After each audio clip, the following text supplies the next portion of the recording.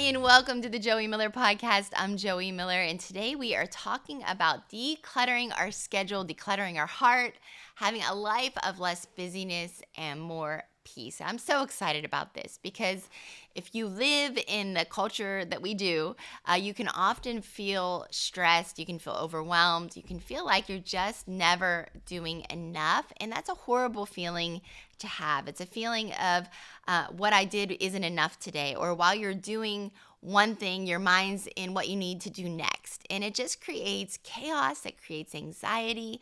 It leaves us feeling like we just never complete anything in our lives. And especially as Christians, if you follow and serve Jesus Christ, we want to live a fulfilled, purposeful life. And that doesn't come from doing more, that comes from doing God things, not just good things, but God things in our lives. So today we're going to talk about decluttering our schedule, getting our schedule to a place where we simplify, where it's neat and tidy in the sense of our priorities and what we know that we should be doing, and implementing those things into our daily schedules. So, we can actually structure our lives around what matters. We can make space for more peace in our lives. I think all of us really want a life of peace.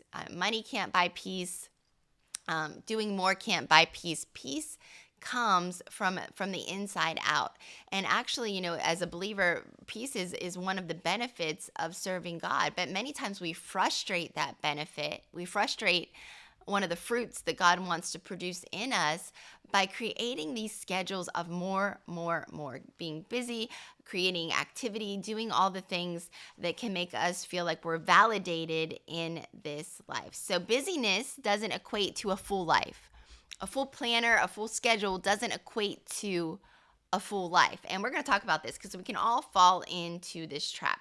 But remember, peace isn't something that we stumble upon. It's something that we're intentional about creating, and you have the power to create it. So if you feel stuck, like I'm frazzled all the time, I'm overwhelmed all the time, I want to remind you that it is in the realm of possibility for you to do what you can do to reorder your life to allow for more peace. And so if you're taking notes today, I want you to write this down. The culture that we live in is a constant culture of hustle. Can you do more? How many things can you do? And I'm all about time blocking. But time blocking isn't so that we can just do more meaningless things in our day. Time blocking is to create margins that we can have peace within our day, that we can relax and enjoy and rest without feeling guilty or without anything suffering in our lives. But we live in this culture that tells us our identity is connected to doing. What do you do? What do you do for a living? If you're a stay-at-home mom, well, what is it that you actually do? And we feel like we have to validate ourselves in a way that we have these lists that make us feel important, that make us feel productive in our lives. But here's the thing. Jesus never lived in a culture of hustle. He actually, had a very short time on earth. You would think he would be trying to get all the things in, do all the things. But he died at the age of 33. And in fact, his ministry didn't even start until the age of 30. So if you look at that, Jesus changed the whole world in 3 years. He had a lot to accomplish in 3 years. But you never get the sense that Jesus is frazzled. He's never in a hurry mode. He lives in this state of peace, of knowing his purpose, knowing what he needs to be a part of, knowing what he needs to say no to, not feeling like he's missing out on anything. He lived with clarity, he lived with intention, and he lived a life of purpose. In fact, in Mark 1, we see Jesus often, he woke up early to pray, that he would go away and withdraw from other people so that he could have time intentionally with God. He was decluttering his schedule so that he could make time for what was a priority to him, which was spending time with the Father, getting his validation from the Father. And if we're just so busy trying to listen, I know the temptation's there. When I get up in the morning and I have my quiet time, there's a million other things that my mind is going to that I could be doing in that moment, from cleaning to planning to jumping right into emails. But it's an intentional decision to say, I am going to prioritize my time with the Lord because that's where I get my validation. So if we don't spend that time, then we want to start doing and creating and being about busyness rather than being about the Father's business. So Jesus had to learn to say no to good things, and so do we. We have to learn to resist the temptation of even good things in our lives. Like Jesus wasn't tempted to sit and do nothing, like cast lots for an hour, or sit in a tavern or whatever and hang out with his buddies for an hour. No, he could have very easily been distracted with doing good things, going to more temples to teach, ministering to more people. But we don't see him. He is very intentional. He would withdraw purposely from crowds. And so even though the demand was there and he could have felt really good about himself, he intentionally withdrew in those moments. And so if Jesus could do it, we need to do it too. We need to say, what are the good things in my life and what are the God things? And having the discernment to know the difference between the two. If you're a person and you say, I don't know what my priorities are, well, say, what are the good things and what are the God things in my life that God is telling me, impressing upon me, leading me to do? I can't answer that for you. We all know within our hearts what the God things are.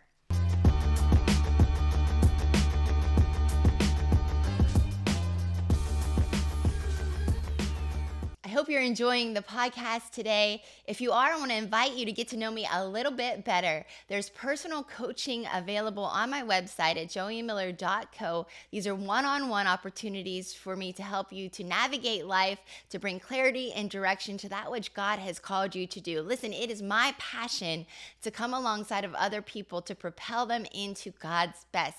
So if you want a little bit of that, check it out at joiemiller.co.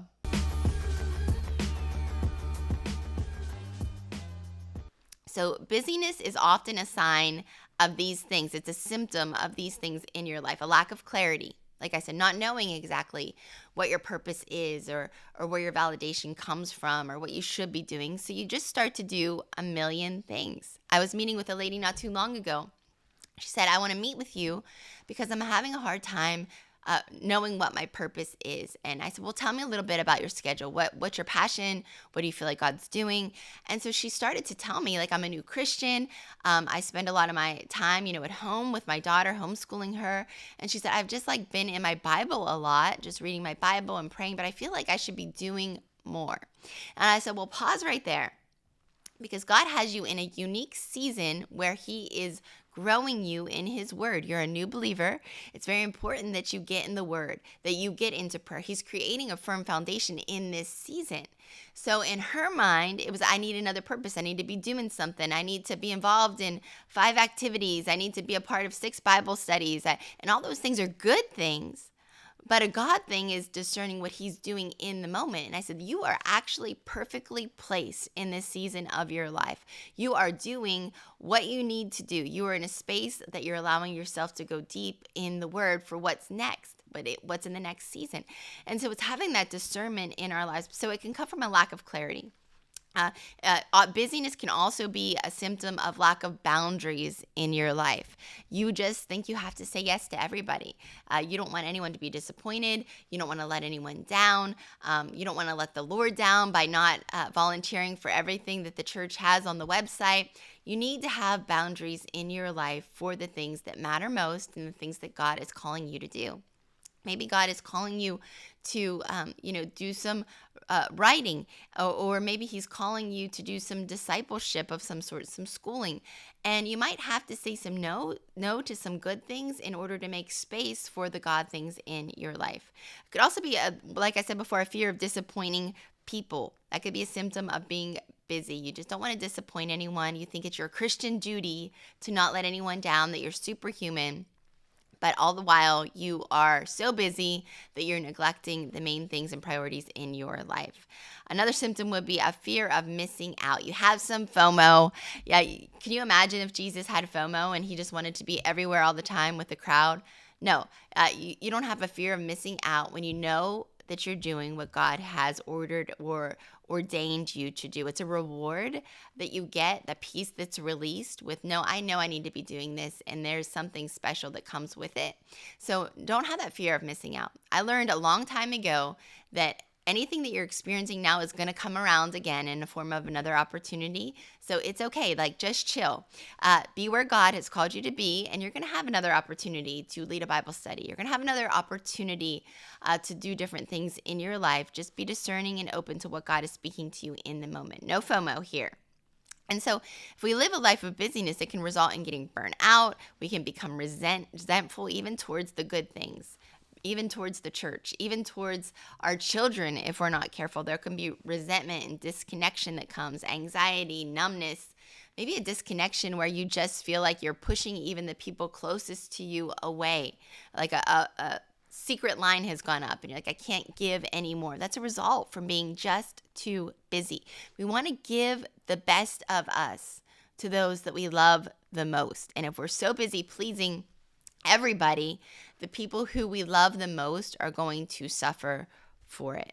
Number 2 is we need to shift from busyness to purpose. There is a difference between busyness and purpose. So we need to ask ourselves the hard questions. What matters most? What matters most? Most schedules are overloaded, not with bad things, but with decent things. And so it takes going back and asking ourselves the hard questions. Let me give you an example. So I always loved being the mom, the homeroom mom. I love being the sports mom. I love being in charge of things, doing things, because I love my kids. And if my kids love that, I want to be an influence. I want to be there. I want to be a part of it. But there was a time in my life where my husband had to interject and say, you know what, this is a good thing, but I don't think it's a God thing right now in your life. I discern that God wants you to do other things in this season, but you're so busy doing these other good things that you don't have time or space for it. It's a distraction to you. And so I had to step back and say, okay, I don't have to cut myself off completely from being homeroom mom. Maybe I'll be, a contributor, but I don't have to be the person in charge. Why? Because I was saying, you know what, busyness doesn't equate to purpose. And my purpose in that season was something different than being a homeroom mom. And so even though I could still love my kids, send cookies, be present, I wasn't called to lead it in that season. And so we have to understand that when we order our lives in this way, with our priorities leading, there is a peace that comes as a reward for it. Chaos is the reward for priorities that are unchecked. But when we live with the right priorities leading us, there's a peace that comes. So I want you to ask yourself these questions. Number 1, what are the top 3 priorities God is asking me to focus on right now? And you need to ask yourself these like seasonally. If you have your planner, like monthly even, like what are the priorities God's calling me to right now? Number 2, what have I said yes to that isn't aligned with my calling in this season? See, many times we say yes and then we just like renew automatically. It's like that subscription that keeps renewing on your credit card bill, and you're so frustrated because you're like, I meant to cancel that. I don't use it anymore, but we just let it go because it's a hassle to call. Take time and say, what are the things that I was doing in this last season that aren't serving my purpose in this season? And number 3, what is drawing me more than is developing me? What is drawing from me more than is developing me?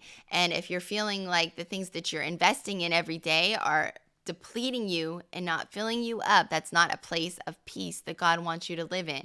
And so take an account of those things. And so we're going to shift into some practical steps that we can declutter our schedules and live a life of peace. Number 1, we talked about it. Audit your time. Look at your calendar. What brings life? What brings stress? What makes you feel like you have an obligation to it? Assess those things. Take time to look at how you're spending your time. Number 2 is delete.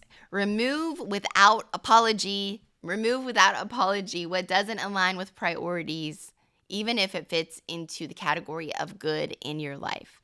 And so you need to delete some stuff from your calendar, and it might scare you. A blank calendar can be scary, but it's okay. God's going to fill it up with the right things. Number 3 is delegate. How can you set others up to support you? If you're like me, you like to do it all. There's something strange about us, especially as women, that we like to be the unsung hero. We like to be super mom. Like we want to do it all. Start to delegate. Like I said, nobody needed me cutting apples for the homeroom Christmas party. Someone else could have done that. There's other areas that I can contribute to that are better serving what God is calling me to in this time. So delegate. Delegate things. If your kids are old enough, have them fold the laundry, have them wash the dishes so that you can spend time doing what only you can do. Ask that question, what are the things in my life that only I can do? And start to delegate the rest as much as you can. Ask for help. I know we don't like it, especially us women, but ask. Number 4 is delay. Delay. Some things on your schedule are going to be delayed, and that's okay. Maybe God put something in your heart for this year, but it's not for right now. Right now doesn't always mean no. It just means not now. God's going to do it. It just might not be the season for it. So what's not pressing in this season? What doesn't have to be done right now? Sometimes I set unrealistic expectations for myself. I'll say by Christmas, I want to have like all of the projects I've wanted to do for the whole year done. Well, that might not be realistic within that season. So you delay it and you say, you know what? I'm going to push this back until after the holiday, and that's okay, because the world is not going to fall apart if my garage is not organized by Christmas. And so we're saying, what are the things that I can delay?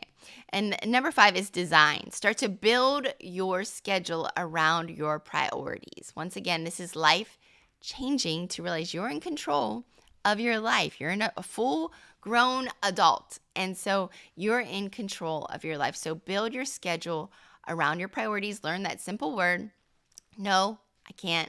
I can't do it right now. And you will find yourself living in new levels of freedom. So listen, peace comes when we simplify. We live in a chaotic world. We live in a world where identity can be directly connected to how busy we are. Busyness does not equal productivity, and it certainly doesn't equal godliness. You want to produce the fruit that God has called you to produce, and that comes from a healthy balance of peace in your schedule. So add some peace to your schedule and let me hear how it changes you, changes your family, changes your outlook on life. Listen, share this with somebody that you love that needs a little more extra peace in their life. Subscribe to this podcast and let us know what you want to learn about, if this is a blessing to you, in the comments below. I'll talk to you soon on the Joie Miller podcast.